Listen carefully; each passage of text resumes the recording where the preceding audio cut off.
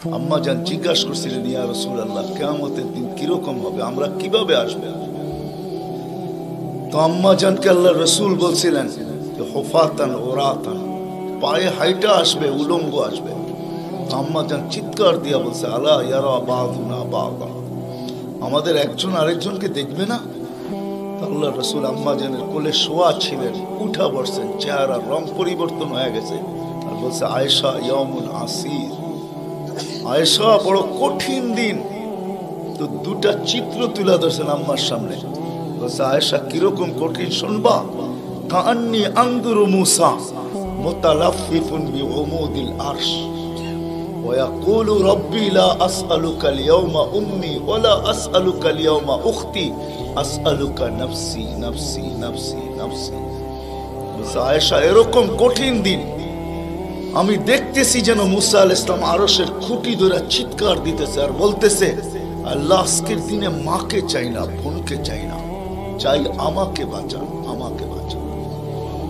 কালিমুল্লাহ, যার কিতাবটা আল্লাহ নিজের হাতে লেখছে, কাতাবাত তাওরাত বিয়াদি, যার কিতাব আল্লাহ নিজের হাতে লেখা দিয়েছেন, কালিমুল্লাহ যিনি, আল্লাহর সাথে যিনি কথা বলতেন, যার উপাধি কালিমুল্লাহ, উলুল আজমি মিনার রসুল, 5 জন নবীর ভিতরে একজন যিনি, 5 জন উলুল আজমি মিনার রসুলের ভিতরে। আল্লাহ রসুল বলছে, আয়েশা আরেকটু দৃশ্য বলবো তোমাকে? তো বলছে, ইয়া রাসূলুল্লাহ বলেন। বলছে, ওয়াজিআ বিজাহান্নাম, জাহান্নামকে যখন আনা হবে 70,000 শিকল লাগানো হবে, প্রত্যেকটা করার সাথে 70,000 ফেরেশতা ধরবে, তারপরও জাহান্নাম ছুটবে, সব ফেরেশতাদের হাতের থেকে ছুটা নিচে কিয়ামতের দিন মাঠের দিকে যখন ভাগতে থাকবে, তো জিবরিল আলাইহিস সালাম আল্লাহর পাশে থাকবে, চিৎকার দিয়া বসা পড়বে আর বলবে, রব্বি সাল্লিম সাল্লিম, রব আমাকে বাঁচান, আমাকে বাঁচান। ওই দিন শুধু একজন ব্যক্তিত্ব, আপনার আমার রসূল মুহাম্মদুর রাসূলুল্লাহ সাল্লাল্লাহু আলাইহি ওয়াসাল্লাম শুধু উম্মতি উম্মতি বলে চিৎকার দিবে। আল্লাহ এটাই জবাব দিতেছেন, আনতা তাকুলু উম্মতি, আমি জানি আপনি উম্মতি বলে চিৎকার দিবেন, কেননা এখানে শুধু ব্যথা উম্মতের, আর কোনো ব্যথা নেই, কোনো ব্যথা নাই, শুধু ব্যথা উম্মতের ব্যথা।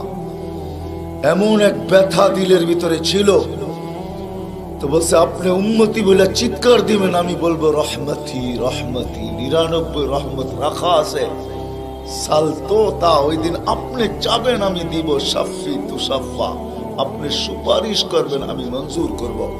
আর এক রিওয়ায়াতে আল্লাহ বন্ধুকে সান্ত্বনা দিয়েছেন, বন্ধু আনা মালিকি ইয়াউমিদ্দিন আনতা সাহিবা ইয়াউমিদ্দিন, আমি কিয়ামতের মালিক বটে কিন্তু বাদশা কিন্তু আপনি, আমি মালিক কিন্তু বাদশা আপনি। ব্যথা ছিল, ব্যথা।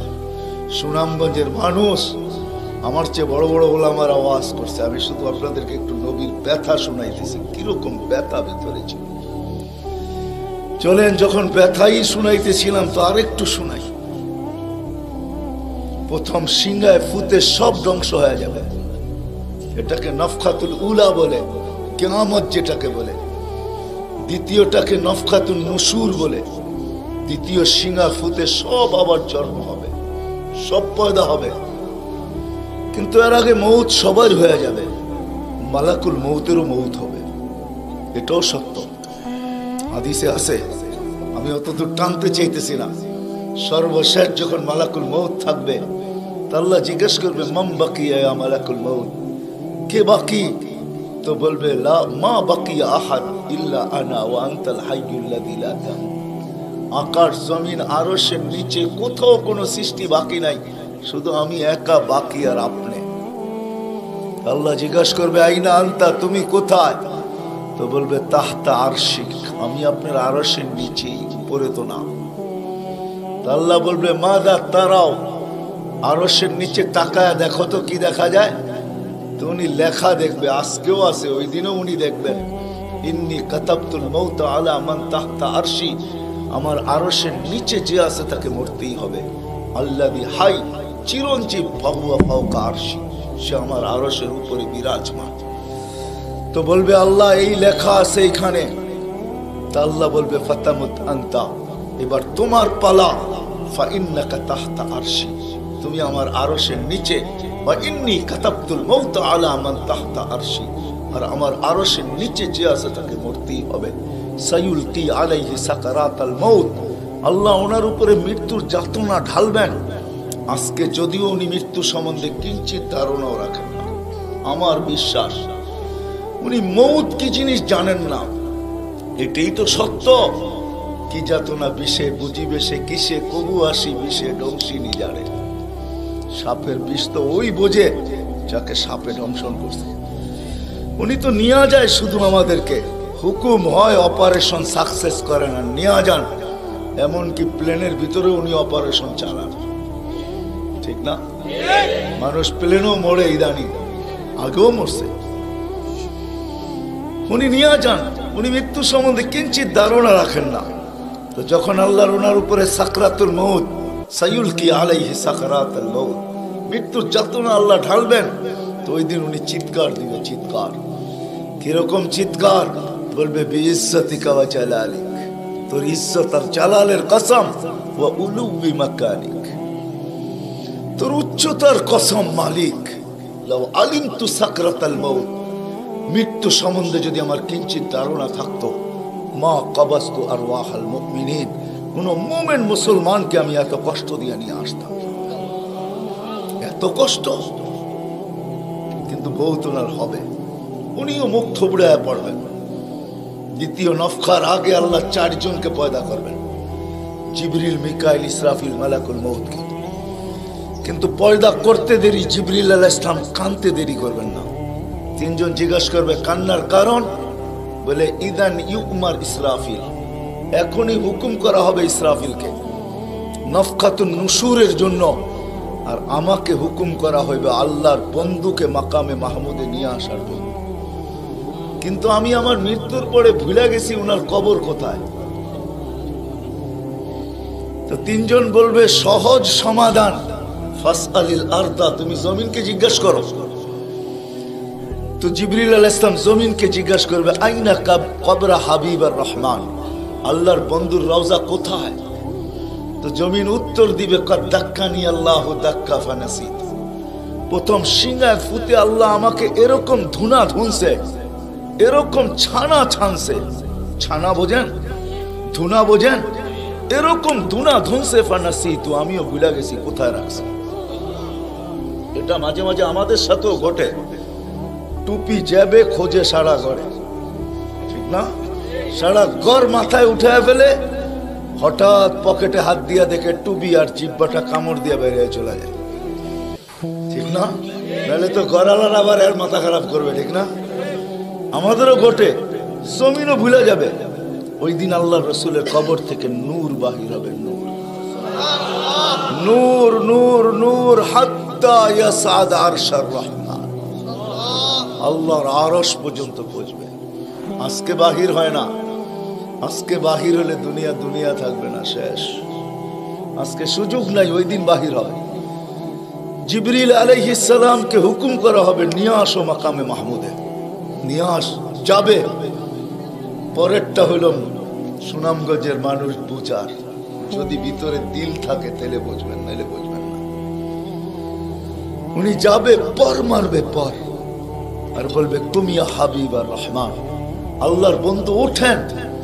তো আল্লাহর রাসূল উঠবে, হাদিসের শব্দ ওয়াহুয়া ইয়াকুম ওয়ায়াবকি ওয়ায়াকুল, উঠবে কিন্তু কানতে কানতে উঠবে, আর বলতে বলতে উঠবে জিবরিল আইনা উম্মতি আইনা উম্মতি আইনা উম্মতি আইনা আমার উম্মত কোথায়? আওয়াসালা শাফির জাহান্নাম, আমার উম্মত কি আমাকে ফাঁকি দিয়া পুলসিরাতের কিনারে চলে গেছে? তারপরে জিবরিল তুমি আমাকে উঠাইতে আসছো। তো জিবরিল কসম খাবে বিইজ্জতিল্লাহি ওয়া জালালি মা শাক্কাল আরদ আহাদুন ইল্লা আনতা, আপনি ব্যতীত কেউ ওঠে নাই, উম্মত কোত্থেকে উঠবে? আপনি শান্ত হন, শান্ত, সান্ত্বনা দিবে, উঠবে, মাকামে মাহমুদে যাবে। কসম খোদার, ব্যথা আমি শুনাইছি আপনাদের, উঠবে, যাবে। কিন্তু মাকামে মাহমুদে বসবে না, শুধু ডাইন হাতটা রাইখা দিয়া দাঁড়ায় থাকবে। আল্লাহ জিজ্ঞাসা করবে, বন্ধু বসেন না? বলছে, না বসবো না। দাঁড়ায় আছেন কেন, হাত রাখছেন কেন? বলে, মালিক এই জন্য হাত রাইখা দাঁড়ায় আছি, এটা আমি মালিক। কিন্তু তাইলে বসেন না কেন? বলে, বসবো না। বলছে, কারণ কি কারণে বসবেন না? বলে, আমাকে বসায়া দিতে চান তাই না? আমি যদি বসি তো আমার উম্মতের জন্য ছুটবে কে, ভাগবে কে, কাঁদবে কে? কে হাউজে কাউসারে যাবে? কে উম্মতের ঠোঁটে লাগায়া পেলা পান করায়া দিবে, পানি পান করায়া দিবে? কে মিজানের পাশে দৌড়াবে? পাল্লা যদি সামনে না ঝোঁকে তাইলে দুরুদের গাঠটি নিয়া, যা আমি আপনি পড়ছি নবীর উপরে দুরুদ, ওই গাঠটি গুলাকে নিজের কাঁধে করে নিয়ে চলে আসবে। প্রত্যেকের নামেরটা ইমাম কর্তুবী রহমতুল্লাহ আলাইহি লেখছেন, কিতাব মোতালা করেন, ওই গাঠটি নিয়ে আসবে, নিজে উঠায়া নিয়ে আসবে, উঠায়া। এই জন্যই বলছে আমার উপরে দুরুদ বেশি বেশি পড়ো। ডেলি পড়ো না তো জুমার দিন পড়ো, আকসিরু আলাইহিস সালাহ ইয়াউমাল জুমআ, জুমার দিন বেশি বেশি আমার উপরে দুরুদ পড়ো। তোমাদের দুরুদ গাঠটির ভিতরে রাখা থাকবে। গাঠটি কিয়ামতের দিন যদি পাল্লা না ঝুঁকে তো আমি পিঠে করে উঠায়া পাল্লায় দিয়া ঝুঁকায়া দিব, ঝুঁকায়া। আবার মিজানের পাল্লায় পুলসিরাতের ওইখানে দৌড়াবে। বলছে, কে দৌড়াবে উম্মতের জন্য? যে কিয়ামতের মাঠে ব্যথা নিয়ে উঠবে, ব্যথা, ব্যথা নিয়ে উঠবে, ব্যথা। হায় হায়, যে মৃত্যু লগ্ন ব্যথা নিয়ে গেছেন, ব্যথা। কোনো ব্যথা না, কোনো ব্যথা না, নয় ফ্যামিলির ব্যথা না, হাসান হোসাইনের ব্যথা না, আলী ফাতেমার ব্যথা না, যে হাসান হোসাইন কলিজার টুকরা ছিল, টুকরা। সুনামগঞ্জের মানুষ বুঝবেন কি বুঝবেন না জানি না, দুই ভাই আসছে আল্লাহ রসুলের কাছে, আয়েশা বলছে, নানা জান আপনি উত্তম না আমরা দুই ভাই উত্তম? সাইয়্যিদুল আউয়ালিন ওয়াল আখিরিনকে জিজ্ঞাসা করে, যার সুবাদে সমগ্র জগৎ তৈরি, যার রহমতের ছোঁয়ায় সব অস্তিত্ব পাইছে, আমিও আপনাও সমস্ত সৃষ্টি, আরে সমস্ত নবী রসুল যার রহমতের ছোঁয়ায় অস্তিত্ব পাইছে, তাকে নাতিদয় জিজ্ঞাসা করতেছে, নানা জান আপনি উত্তম না আমরা দুই ভাই? আল্লাহ রসুল সাদা সিধা জবাব দিচ্ছেন, আমি উত্তম, খায়রুল বাশার, আমি উত্তম। দুই ভাই হাসা দিছে। আল্লাহ রসুল জিজ্ঞেস করছে, হাসলা কেন? নানা জান জবাব হয় নাই। মানি আমরা দুই ভাই উত্তম। প্রমাণ? আপনার আব্বা আমাদের আব্বাজানকে চিনেন? তো বলছে, বলো তোমাদের আব্বাজান কে? আলিউল মুর্তাজার পুরা মানাকে পরিচয়। আমি সিলেটও বলে আসছি, আমার বড় আফসোস লাগে, বাংলাদেশে হাজারো ওয়াজ হয় সারা বছর, কিন্তু আজ পর্যন্ত একটা ওয়াজের ব্যানার পাইলাম না যে শানে সাহাবা, শানে সিদ্দিক, শানে আবু বকর, শানে ওমর, শানে ওসমান। বহুত কম ব্যানার পাই শানে রিসালাত, আল্লাহ রসুলের শান। চিনি না বিদায়, রাগ হয়েন না, আজকে চিনি না বিদায়। প্রত্যন্ত অঞ্চল সুনামগঞ্জের সাথে আজকে যোগাযোগ বড় ভালো, আপনাদের হাইওয়ে বড় সুন্দর, গাড়ি বড় স্পিরিটে চলে, কিন্তু একটা দিন ছিল এখানে যোগাযোগ বড় দুর্গম ছিল। বাতিল এই সুযোগগুলোকে ব্যবহার করছে। প্রত্যন্ত অঞ্চলের মানুষ নবী জানে না কাকে বলে, রসুল চিনে না কাকে বলে। আপনারা তো শহরের মানুষ, হায় হায় আপনাদের এই সুনামগঞ্জ পাওয়া যাবে বহুত মানুষ নবীর নামও বলতে পারবে না। রাগ হয় না, রাগ হয় না, পায়ে হাত রাখে। বিদায় বাতিল এটাকে সুযোগ হিসাবে ব্যবহার করে। নবীকে যখন চিনে না তো ভুল নবীর 2 নম্বর 22 নম্বর নবীর মালা তাদের গলায় পরায়া দেয়। কাদিয়ানি বানাইতে সুবিধা এই জন্য, নবীর পরিচয় যদি আমাদের বাচ্চা বাচ্চা জানতো, নারী পুরুষ জানতো, আমাদের স্কুল কলেজের ছেলেরা জানতো যে আমাদের নবী কে, তার প্রয়োজন কতটুকু, তার মর্তবা কত বড়, তাইলে কেউ এরকম দাওয়াত নিয়ে যাইতে দেরি, জুতার বাড়ি খেয়ে ফিরতে দেরি হতো। মুখ খোলার সুযোগ ছিল না আমার বড় আফসোস লাগে, দিলে ব্যথা লাগে, ব্যথা যে বাংলাদেশে হাজারো লক্ষ ওয়াজ হয়, জানি না হুজুররা দেখছে কিনা জানি না, শানে সাহাবার কোনো ওয়াজ নাই, শানে আলী, শানে ওমর, শালে হায় হায়, কথা মনে উঠছে এই জন্য বলেই ফেলি আজকে। আলী রাদিয়াল্লাহু তাআলা আনহু বসা আল্লাহ রসুলের কাছে, দুইজনই বসা, আর কেউ নাই। আমি আপনাদের কিতাবের হাওয়ালা দিব, কিতাব দিব।